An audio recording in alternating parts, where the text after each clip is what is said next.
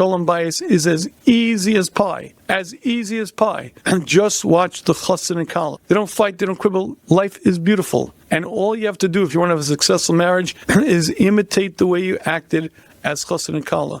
And if you'd like a sort of phrase to put it into, gentlemen, treat her like a queen, she'll treat you like a king. Treat her like a servant, she's going to treat you like a slave. And ladies, the corollary, treat him like a king, he'll treat you like a queen, and treat him like a slave, and well, we're not going to go there. But this is the point.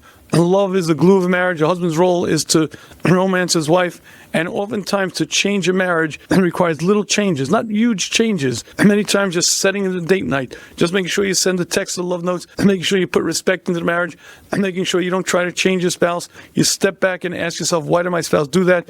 And oftentimes that alone creates the magic. I want to close with a story I find so meaningful and profound. The most romantic words I've ever heard in my life are the words that my Rebbe, the Rishiva Zatzal, said about his Rebbitzin. Now, you have to understand, Rishiva was 7 years older than Rebbitzin, and for much of his life he was ill, and everyone knew what was going to happen. The Rishiva was going to pass away and leave the Rebbitzin and Almana. Not quite what happened. The Rebbitzin took ill, and very shortly she passed away, and the Rishiva got up to say a eulogy, a hesped for his wife. And he stood up and said these words. He said, everything we did together. We built the yeshiva together. We built the Talmidim together. Everything we did together. We went to Eretz Yisrael together. I didn't have to worry about my health. She worried about it more than I did. Everything we did together.